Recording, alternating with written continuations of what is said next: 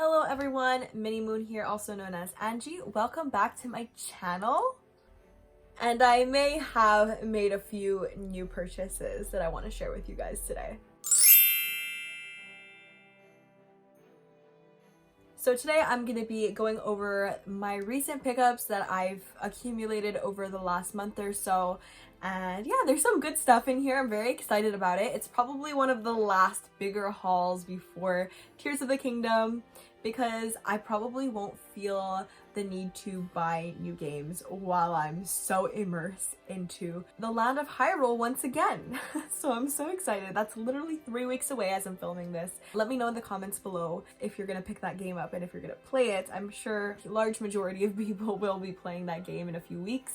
And if you like content centered around Nintendo gaming and manga, anime, weeb stuff, I have lots of exciting new ideas that I'm always jotting down. So join in on the fun here on the channel if you're interested, and give this video a like and comment. You know, I love having discourse with you guys, so let's get started.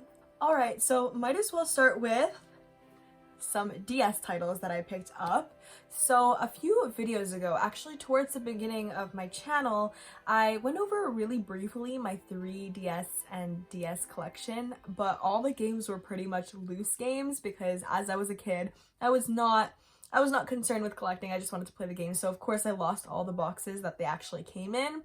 And that was a little bit bothersome. As a collector, having loose games is not always, you know, the best for display purposes, and just as a collector, there's just certain things that you know, would prefer a complete in-box game, right? So what I did was actually traded in all my loose games and picked up the most important ones in complete condition that I found at my local retro store. And the two games I picked up were Super Mario DS and Super Mario 64 DS. So these are both games I played so much as a kid, primarily Mario Kart, but I really did like Super Mario 64 on the DS as well. I found it very hard as a kid, and going back to it, I still kind of suck at the platforming, but whatever, it's so fun and it's a classic, obviously. And they are in such good condition, I just had to pick them up and trade in my old carts. And actually I found this new retro store in my area that I'll link down below. If you guys are in the Montreal area, I would highly recommend checking it out. It's new, but it has lots of good quality items. I mean, look at this condition. Okay, you got your manual here, like everything is in the box, like just as it was when you bought it like 15 years ago. But yeah, I'm very happy to add these two to my DS collection. I'm not really a DS or 3DS collector. As you can see back there, my 3DS collection is quite small, and I only have now three not 3DS games, 3 DS games. I have Peach and then these two now. And yeah, I'm not really trying to collect too much for those consoles. I'm more concerned with the Switch collecting. I have a lot more fun collecting Switch because I actually play the games a lot more on my Switch now. Let's just pop them right here, shall we? That's good. All right, I bought one Amiibo that I'll show you guys, and that is the Skyward Sword, Zelda, and Skyloft Amiibo. Yeah, I've been really wanting this one for so long, and I always kind of have a difficult time buying Amiibos because I'm like, they're very cute and very cool that you can, you know, use them to benefit you in your games. However, they are not cheap by any means. So like picking one up, it's definitely like accumulates, especially if you collect Amiibos. So I didn't pick this one up for the longest time. And then I, you know, had a little bit of a hard time finding it because I guess Amiibos, like once they kind of go out of production, they are harder to find. And that's why so many of them go up to like, I don't know, $80, $100. But I found this one like for like kind of, it was being sold on Amazon in bad condition, like not in bad condition, but the box was kind of in bad condition, so it was cheaper. It was like 10 bucks cheaper. So I just bought it because I was like, I really love this Amiibo. It's so pretty. I love Zelda's character design in Skyward Sword. That might be a hot take because I feel like a lot of people don't like it, but I'm glad to add it to the collection of amiibos I have. Now I have a total of 4 and a 5th coming on the way, actually, which I will share in the future, but it's not coming for a few more weeks. Let's just put it that way. Can you guess which one it is?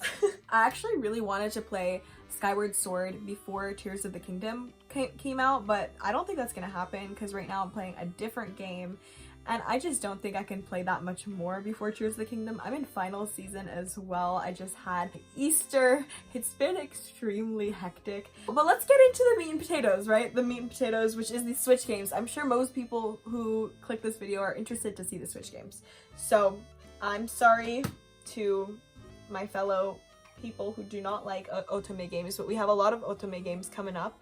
But let's go through the non-Otome games first. I had shown this one in a previous video when I reviewed Trials of Mana, but I'm just going to show it here again because I haven't properly showed it in a haul, and that is Collection of Mana. So this is pretty much the original 3 games, Final Fantasy Adventure, Secret of Mana, and Trials of Mana in their original form, just ported to the Switch. So not only do you have the remake that was made by Square Enix for Trials of Mana, but you also have the 3 original games, which I think is so cool. The pixel art is so beautiful and the cover art is really beautiful, honestly. We love a reversible cover art, come on. Eventually I will play this game, not anytime soon, but because I like Trials of Mana so much and I found this at the local retro store that I'm telling you about, that I got the 2 DS games at, yeah, I really wanted to pick this up and it was like 20 bucks or something. It was very affordable for what you're getting. It's a good value. So yes, I'm very happy to add this to my collection, no pun intended.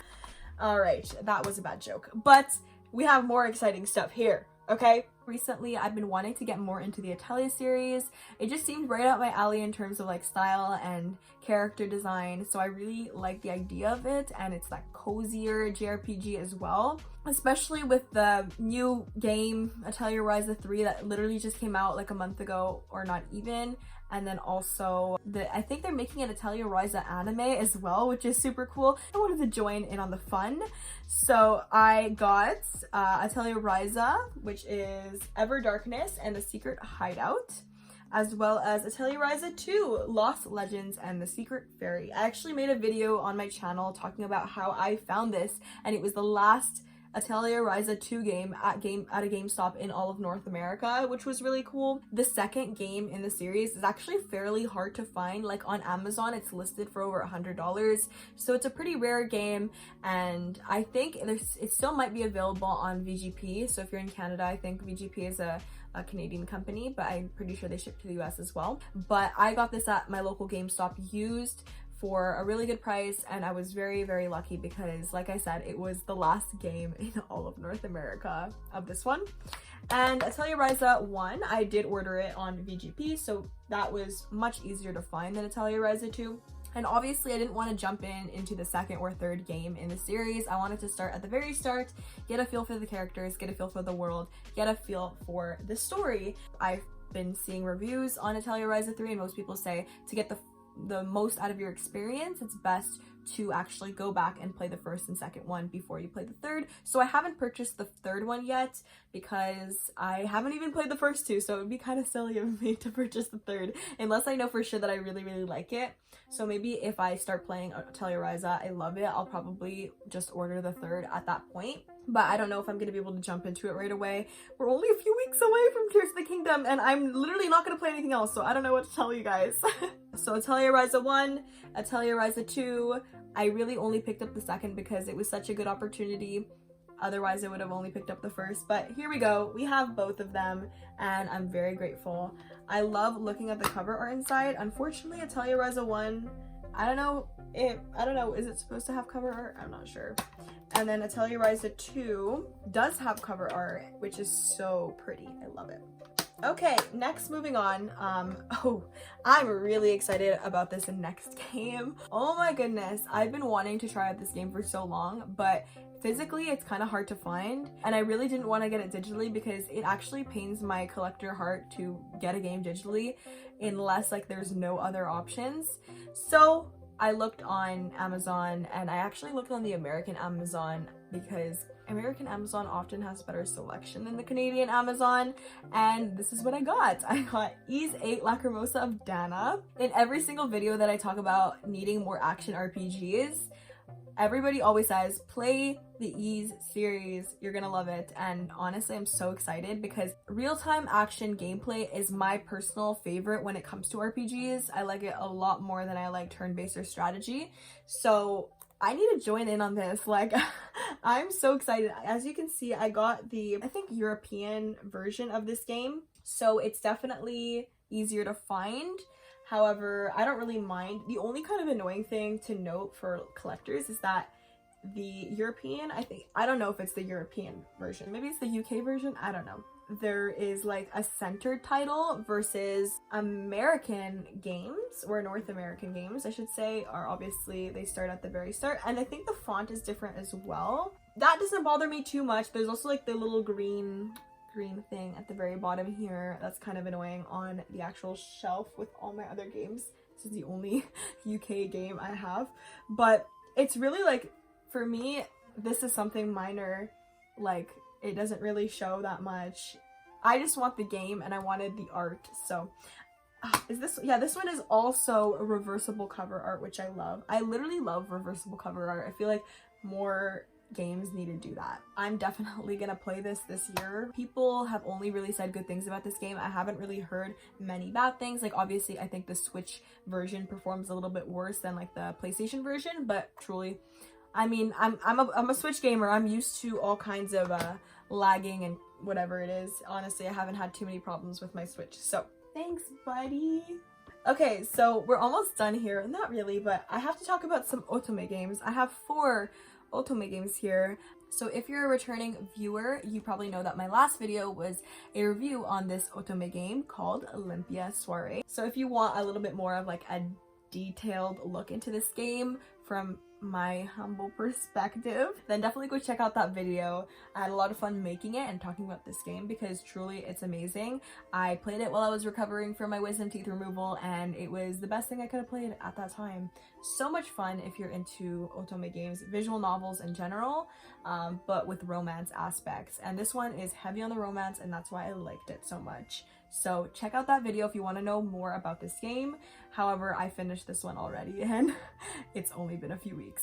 I picked up a few more Otome games as well, so I'll go with the order I bought them in. So actually, while I was recovering from my wisdom teeth removal, my brother was nice enough to buy me a game. Sometimes he'll just be really nice and generous like that, and I appreciate it. So having a brother is not always a bad thing. The game that he got me is Cupid Parasite. So this is another Otome game.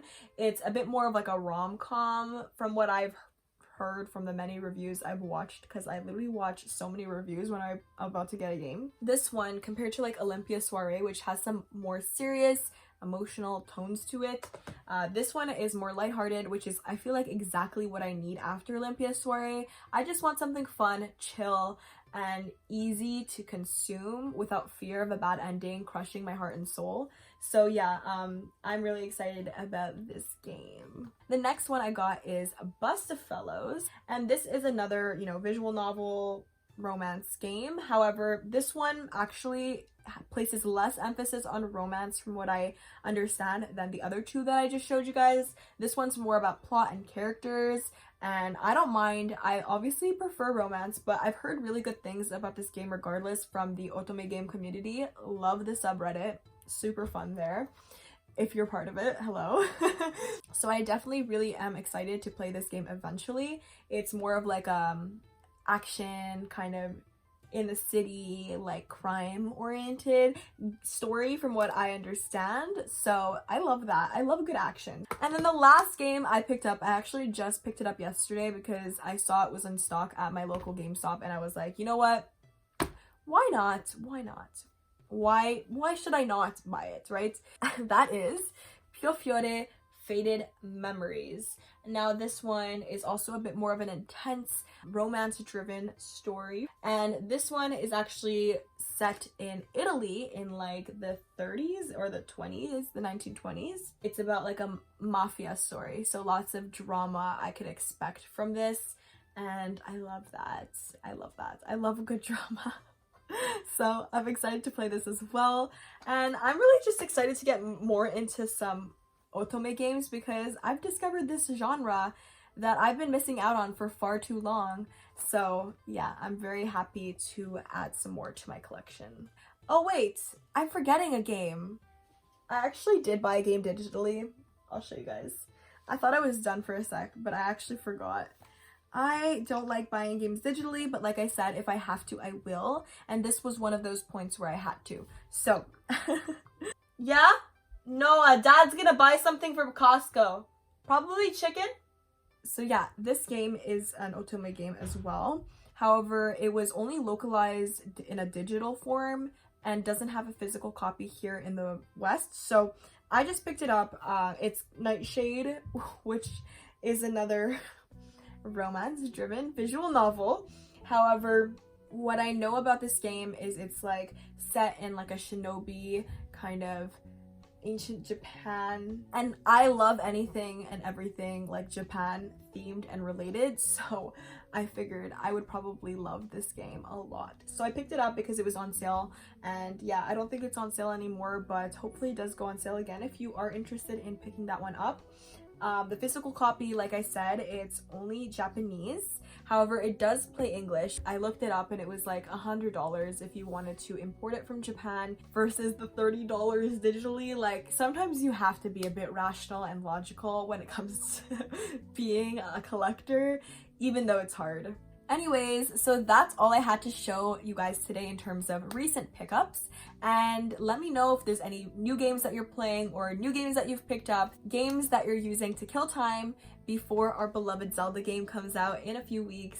Thank you again for all the support, all the new subscribers. Hello, welcome, hi. And please continue to watch my videos. I would really appreciate it. And yeah, have a great rest of your weekend, guys. Like, honestly, have a fantastic time, and I'll definitely be making more videos soon, so watch out for that. Mini Moon out.